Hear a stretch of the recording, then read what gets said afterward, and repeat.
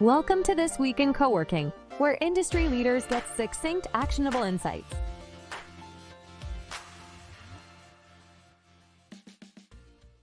Hey everybody, I'm Hector Kolonas and welcome back to another Behind the News podcast episode. I am joined today by the lovely and deeply insightful Zoe Ellis Moore. Zoe, how are you? Yes, really good. It's sunny in the UK, so everybody's walking around happy with their heads up high. You say that, but I do know, having lived in the UK for about 10 years, that whenever the sun comes out, everyone disappears. The parks become packed, but the offices become really empty. Is that still a thing? Luckily, we've got more workspaces with outdoor areas. So I think then they're still in a workplace. So I think we've just seen the massive increase of outdoor spaces. And that's where, people congregating, relaxing, but also working. So, I think that's the future, having better places that you can socialize and work as well. That's absolutely right. And talking about turning kind of places into spaces, that's the name of your business, right? Spaces to Places. It's all about helping operators understand what is actually happening. Is that a good indication of what it is that you help operators with? Yes, I suppose it comes back to placemaking and the difference between a house and a home. That's where sort of that transformation, spaces being empty, soulless, and places, people, person, profitability. I see a huge difference between what is a space empty. And actually, that was more the traditional office leasing model. It's about workplaces where people want to be and are magnetized to be there. That is a fantastic way to put it. And I am a huge believer in the placemaking model. So thank you for spearheading this so successfully with so many of your clients in the UK. Now, we don't have you on the podcast today just to talk about how awesome your work is that you do, but you actually released a report called the UK Flex Office Market Report for 2025. Give us like the executive summary. In one line, what should people expect when they download this report? So I was going to get, here's the plug, here's the report. So very much, and it's got printed copies, and it turned into a bigger beast because we did the first report and then people said it was awesome. And then luckily sponsors came on board and said, we want more of this content. BJS and Valve and Yardi really said, let's get more good content out there. Look at the actual state of the market. That's the one where just black and white, let's just have the facts because there's so much data, I think, in the market generally. And it was just like, we took a snapshot though. So only taking providers with 10 or more locations in the UK. And there's 52 of them. It's 1,230 locations that we started looking at because there is such a long tail. I think this is a fascinating sector and you've got some big providers, you've got some in the middle sort of size there, and then smaller providers, 1 to 2 locations. But the key findings for us was just looking at how it's changed. And this industry has been around for a long time. I think that's what people forget. But what we did find is with the makeup, the providers that started, say, 40 years ago have been much more value orientated in their approach. They were much more about property management. That was their core expertise. Then what we've seen really, and actually now we've got sort of 7% of the market, we would classify really as great functional value spaces. And then over the time, we've seen innovation. I think this is where this sector is constantly innovated. It hasn't. Some people go, oh, it's new, this sector. But when you look back, it was innovating back 40 years ago. And then we saw niche providers. What we did see in the UK was council-led sort of science parks, often linked to universities. That's where sort of niche providers really came into their core, that timeline. And then we've got the majority of providers, I've called them mainstream, sort of the 67% of the market. And then we saw last 12 years, the emergence of premium really seen a change where it's much more hospitality led. And everybody's talking about the rise of hospitality, services, provisions, food and beverage, rich amenities. We've really seen the price point increase. And then that's where I would say last 12 years, this premiumization of sort of the serviced office sector. So I think that's the big one for us, just looking at classifying them, the history.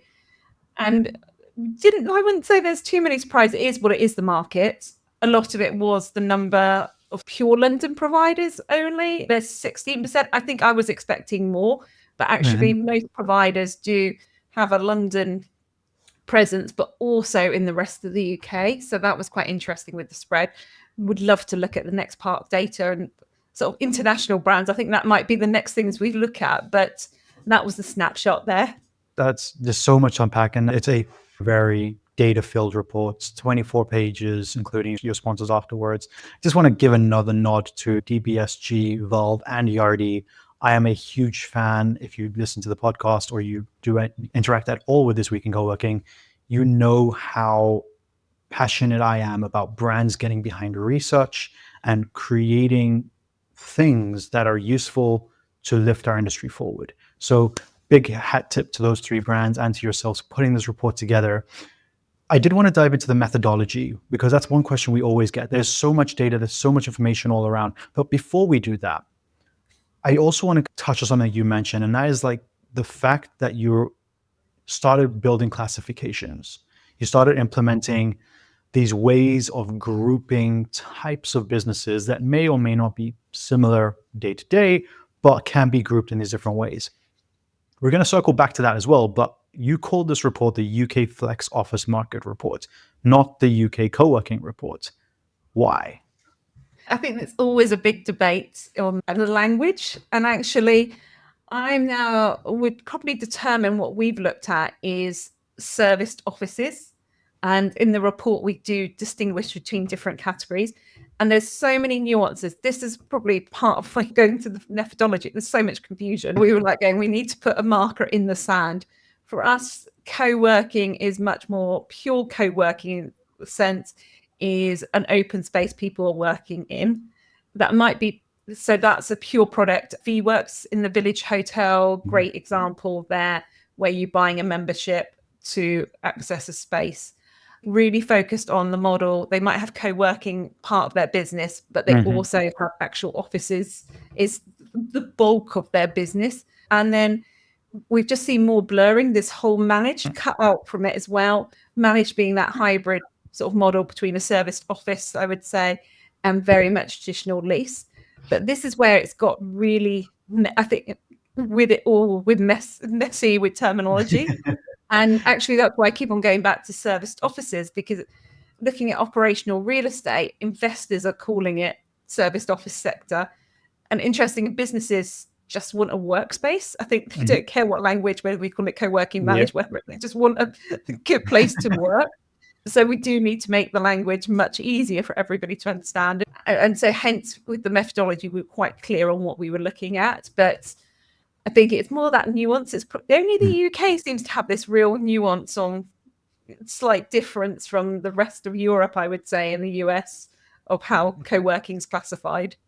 Yeah, it's definitely a debate we see everywhere. It's not as big as the debate around whether co-working has or hasn't got a hyphen. It hasn't, but it's definitely something that keeps coming up. Are you a co-working space? If you're 50-50 offices to co-working, which side do you fall into in the category? But tell me a little bit more about the research that went into this report. Where did you get your data from? How long did it take? Tell us a little bit of the backstory of what it took your firm or your team to build this report.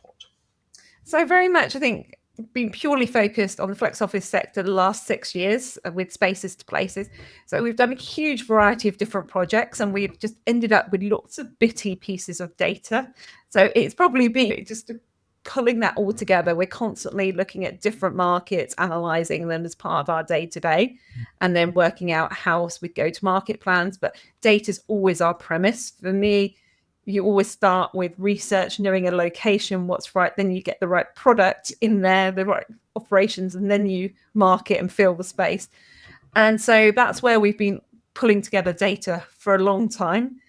And to get good quality, we triangulate data sources. So it's part of, there's loads of different data providers that we do use, but we've had to sense check, I think, for this industry.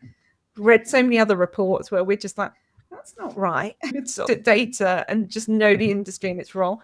So we have done it ourselves as building a data repository. Hence, we did just take the top 52 in the market based on arbitrary measure of number of locations to get our sort of data set to look at. Bit quite clean. We also excluded, when you talk about the methodology, there's a lot, if we did a number of locations, we would have a lot of storage providers, there as well, storage, yellow storage, because purely on number of locations, each of their storage premises has also offices there. So we did cut that from when we were looking at the data. When we've been looking at the data, always you want to analyze it. So then we added in more details. So the year they were established, so we put in more categories to make it more useful, really delving into this industry. So I suppose that's where sort of the premises, and it just got messier with the I think there's so much blurring between serviced offices and managed now as well. And a big one for us is we call them brand lords, the rise of sort of REIT or a landlord in white. They've got quite a few different property types of assets, and now they're entering the sector, and that they use the more enterprise suite level or a whole floor dedicated. We did have to pull them out. So I think it's only when we've been staring at this data and to go, and actually it'd be lovely if we could use AI and stuff like that. It's still this immaturity of this that we're having to use our knowledge as well to cut it up, to try and compare Apple. Everybody says comparing apples with apples is the hardest thing in this industry. So yes, so true. And it's just really interesting because if you had to ask 10 community managers within the same brand where they fall, they'll all have different answers. So even just self-choosing which category you fill into doesn't work either, because marketing is going to say one thing, community manager is going to say another thing, owner or ownership group are going to say something completely different. And then we won't even touch the public companies and what they're reporting just yet, because that's a whole different ballgame. Now, the report doesn't actually dive into kind of pricing discrepancies, inventory, how the offices are made up. It's more of a holistic view of what the UK market as a snapshot, as you said, looks like.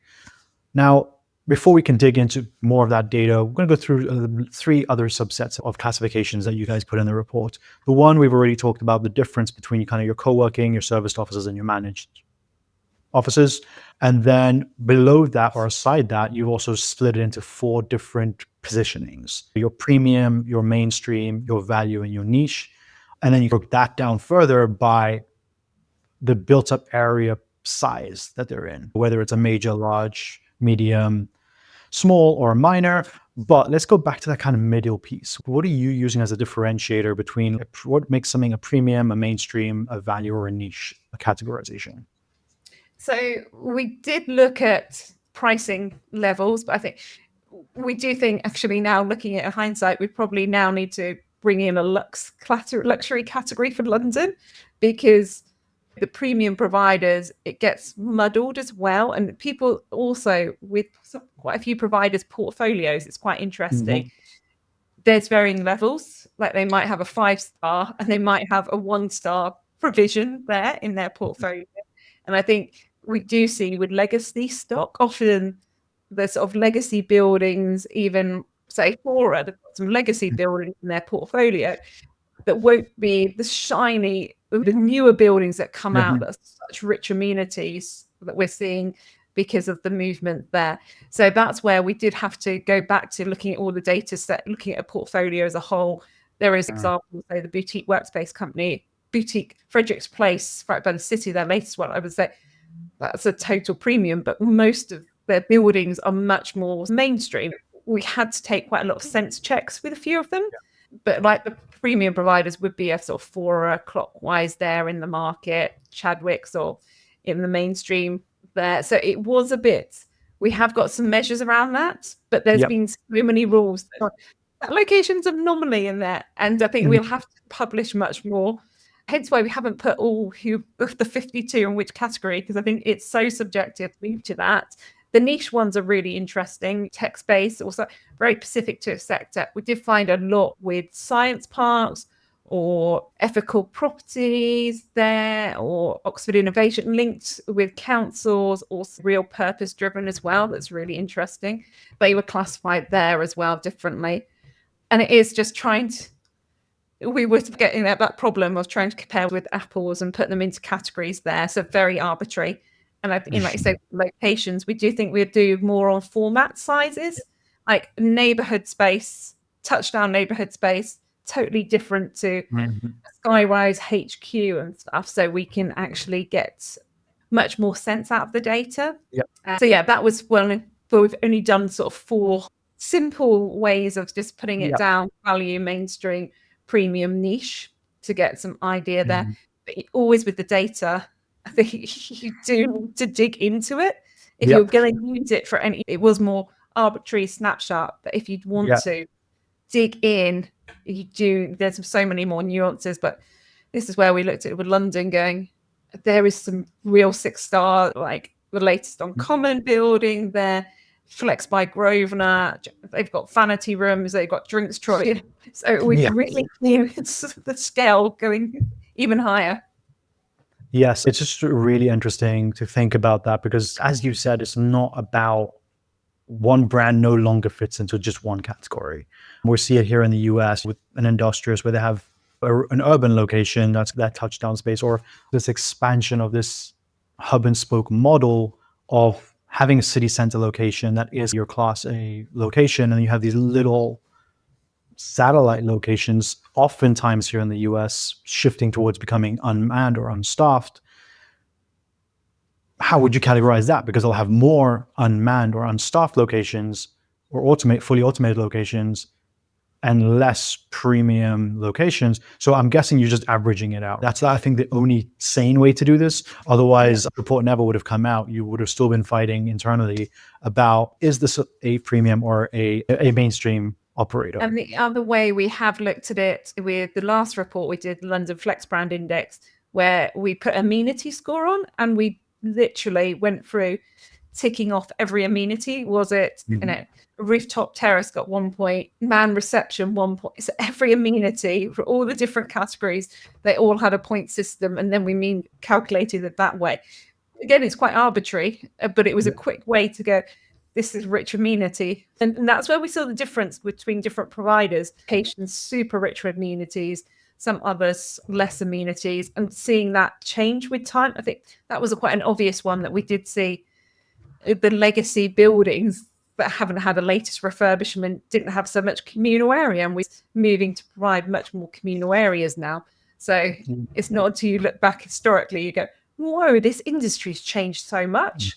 And literally every new provider in central London, they will have a sort of some kind of outdoor space now. That's one that's really come up, or the podcast. So we've really seen these trends now playing out in the actual workspaces.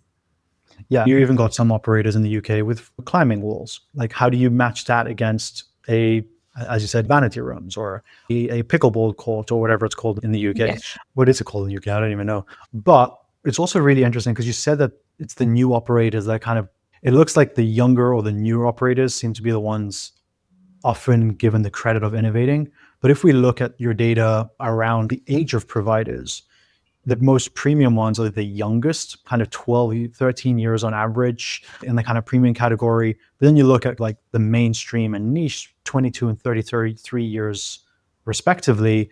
Then you get that whole value subset at the bottom where it's like 44 years on average, traditionally the business centers of the world.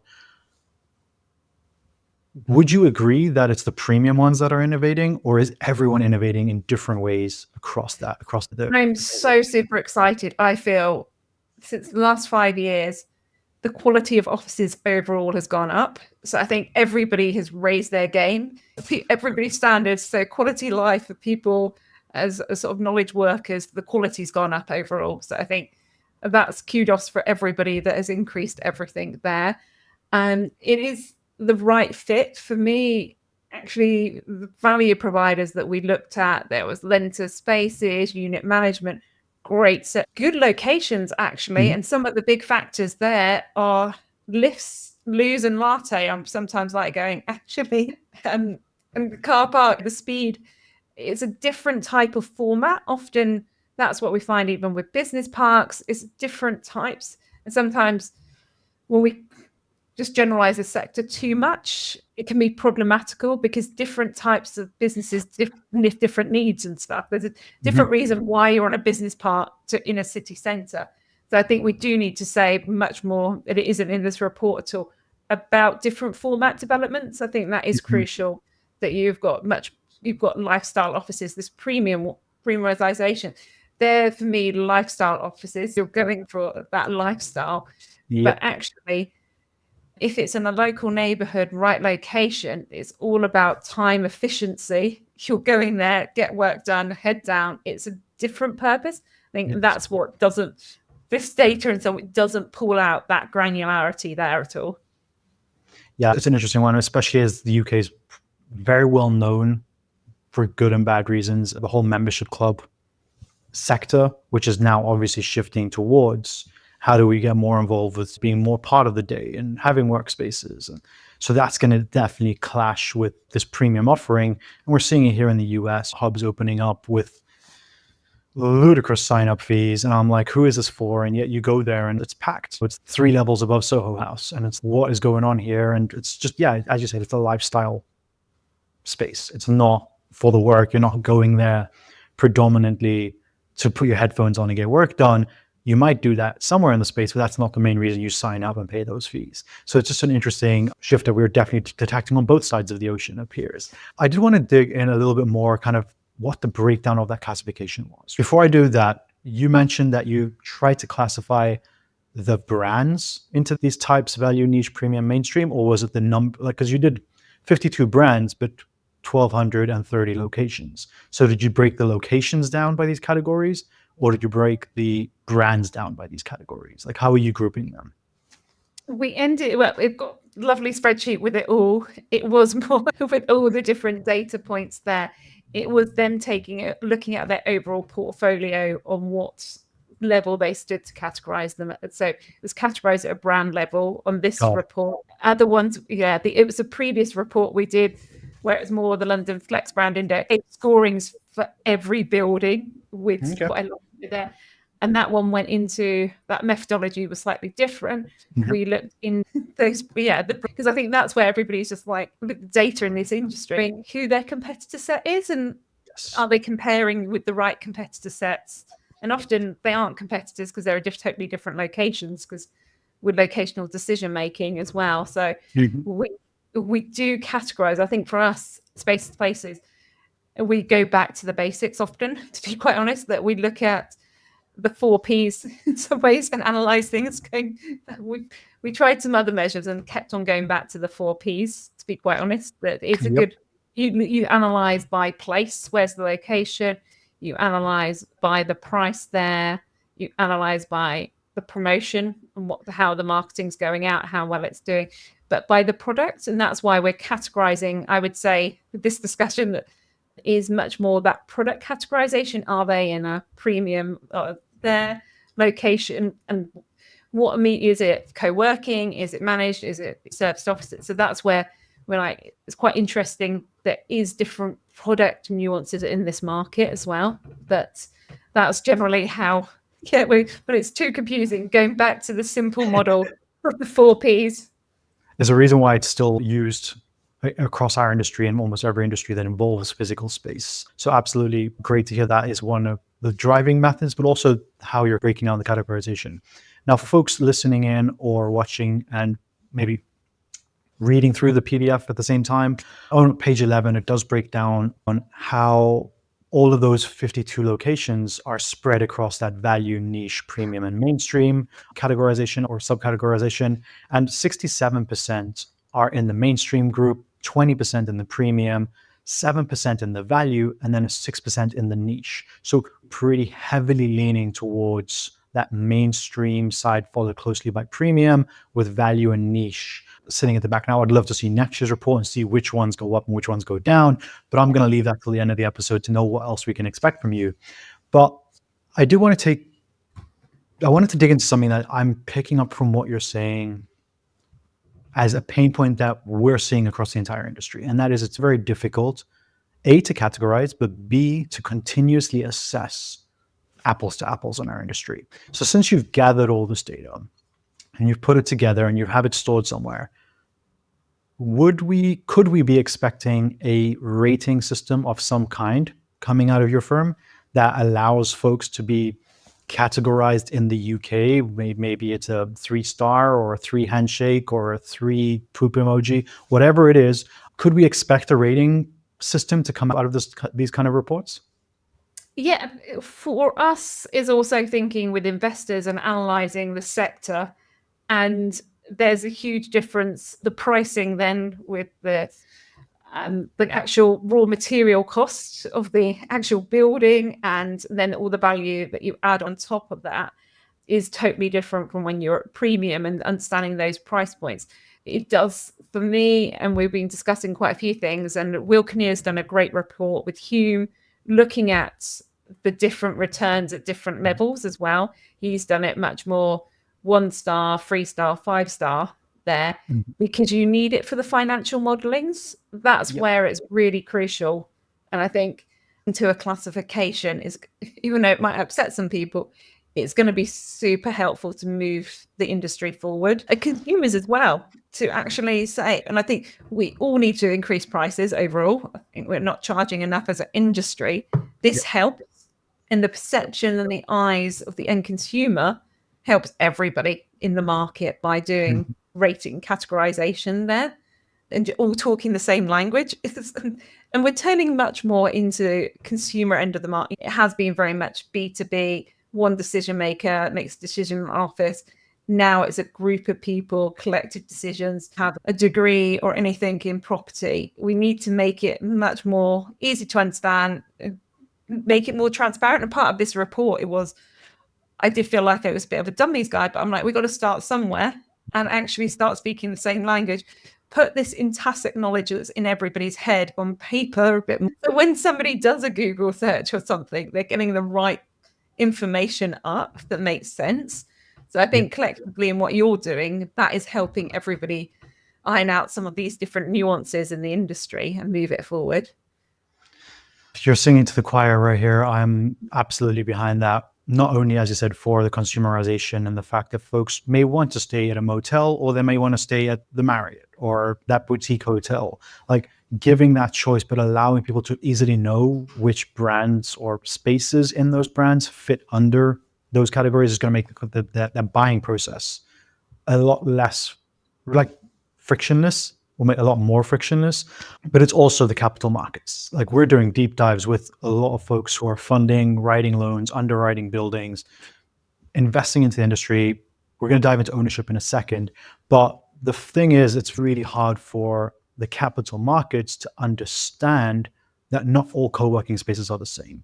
A WeWork and an Industrious and a Clockwise and a Huckletree all have completely different products, services, offerings. And so it's really difficult for us to try and elevate the fact that this is a fundable, fantastic subscription business for the capital markets to get behind, when they just type in co-working and the journalists are using hyphens. Everything is called co-working or flex space, and no one can tell the difference. So yes, both of these things need to be better categorized. We need to lock in that terminology. And it's gonna upset a few people. Co-working, what it was 20 something years ago, 18 years ago when it was started, is not what people think about co-working today. And that's okay. We just have to be okay with that. It's grown, it's matured, it's changed.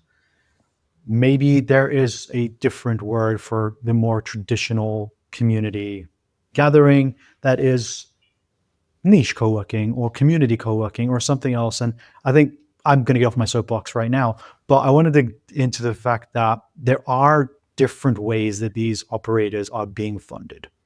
The data that you've put out there, just from the ownership side, you've got 69% of these brands that are privately held. 14% are run by a specific family, 13% are public, and 4% are council run. I think I saw a number in there about franchising as well, but what do you think that means? Why is it so heavily leaned towards private funding in the UK as opposed to more VC backed, or does that all fall under private as well? So I think it was interesting looking. I think that's what makes the data hard in this industry. It's so fragmented. So that's probably why we're up against so many issues with data. So that's what's interesting. And I think what we're seeing much more, the commercial property sector entering, is asking for more data, more transparency. So it's going to change and evolve. But that snapshot was quite interesting. How many sort of family orientated run. And there's a difference. There's a lot of independence in the sector, really good, really strong independence, but maybe more sort of 1 to 3 locations. And then we did put in the report about some of the growth journeys, and quite a few get to a certain size, then get acquired. We see that constantly happen in this sector. But we are now seeing the rise of some of these brands that are growing. And really, what I do want to do with this report is show the growth. And I think with the investment side coming in, that's where we need to go probably with the next one of how much investment. It's not until we get transactions that all help with the market moving forward. It was really interesting looking at and going through building by building. This was whether it's owner operator, where it's management agreements, franchise lease, because then there was a lot of blurring with this. So in going through with looking at that data as well. And quite a few even landlords will mix up their approach as well. Yep. And then quite a few providers will change from management agreements to lease. There's different their own buildings. And so that's where we were like going, actually, this is a bit more, when we started it, much more nuanced market. But I think the more we've got this data and understanding, we're going to work out which model works best with different types of brands there and which locations work best as well, because that's the other nuance there. So I think from this, it's a snapshot, but it did highlight the nuances, and everybody makes a decision usually based on location, still goes back to that location and that location, as opposed to being very set on their ways of working. Yes. And it's really interesting because you also bury the lead a bit with that four sets of data, in the fact that 11 of those 52 brands are actually running through kind of opco-propco models. It's a thing that we heard about a lot kind of coming out of the pandemic. It was really touted and then quietened down. And it's really interesting to see Sterling Property Company, CEQ, British Land, and Castleforge all playing into this. I know on the newsletter we speak very often about Whatso out in Australia and their structure as a kind of public REIT, propco, opco structure. I know there's a lot of folks looking at this. It was just good to see that there are successful models that we can now point to and be like, yes, Story and Clockwise and Let Ready and Thrive are doing fantastic things under this model, and then maybe digging more into that. So I'm expecting we'll probably see more data around that from you in the coming years. But with anything that you want to share, anything you want to share around the opco-propco piece of that? And that's where we sometimes have been calling it brand lords as well, because in some ways seeing that growth where they're recognizing that they want to get different returns, actually separating, going, that's the operating company. We're looking at how that's managed in the operations, the returns. They're also looking at the total asset value as well and the long-term returns there. So I think it is quite interesting how we've got a conference coming up, much more this rise in talking about operational real estate and the intensities of the operation to make it successful as well. Yeah, so propco opco is a big thing. There was one last topic I wanted to dig in before we sign out today, and that was, you were surprised, and I was pretty surprised at the distribution of UK coverage. Out of those 52 operators or firms, 15% only only 15% of them are only in London, whereas 39% are only spread across the UK and not in London, whereas 46% have London and outside the UK. Was this surprising to you, or was it something you expected going into it? I think having looked at line by line with different brands, it made sense. I think it's always the way until you see the data, you go, oh yeah, of course. And quite a few people we spoke to about the reports, different advisors that we have, they also were like, yeah, you've confirmed what we're saying in some ways. And I think it is like, you look at a Fora, they actually have London, but they have got a regional portfolio as well. And that's where when we looked at it, some of them we've associated more as pure London. Actually, then when you dive into their portfolio, I think you just forget that they go, actually, yes, they have got wider coverage. We do see some really strong regional players in an area, and actually have seen this sort of play out in the whole of Europe when looking at different markets. Like we've got Arena that are really strong in the South Coast here. We've got Mansell, really strong, Cambridge area where they've grown as a cluster. So there's some really strong regional players that don't get, I would say, the coverage, because a lot does shine on London often. But there's so many, for us on the list and stuff, so many phenomenal, strong regional players in this market that are innovating and doing what's right for their markets. So Yes. I think the one that doesn't shine out enough sometimes. Yeah, I mean, it's something we've definitely been watching with the UK and also some of the other European countries where we're seeing this growth in those regional players that are not in the city center or not in the capital city. And just it's really interesting watching what's happening to the average pricing of desks in that city, in that country. So you go to the media and they're like, oh my God, co-working memberships have dropped by 10% in the UK, not taking into account that Manchester, Brighton, Bristol, Birmingham have all had this flurry of more locations charging what makes sense in their local market.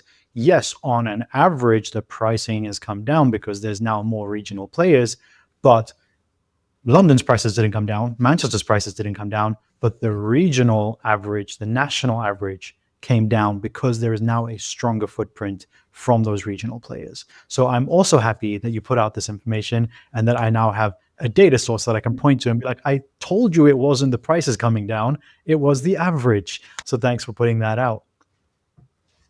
Yeah, I think it always comes back to the nuance of data that sometimes I'm always like, oh, that's a headline highlighter. Sometimes I always find that it's in this sort of clickbait world now that everybody wants to click on, but it's always going into the details. Yes, digging into the details is exactly what we tell people to do. And so I'm going to end this episode by saying thank you very much, Zoe. If you are listening or watching this and you do want to get this PDF, it's linked in the show notes below or via the newsletter that we shared this out. There's also going to be a link in there to reach out and contact Zoe and connect with her on LinkedIn. So please do that. Let's promote better data science. Let's promote better reports. Zoe, thank you very much for joining us and for sharing so much about this report with our readers and listeners. You're welcome. Thank you so much too. Thanks.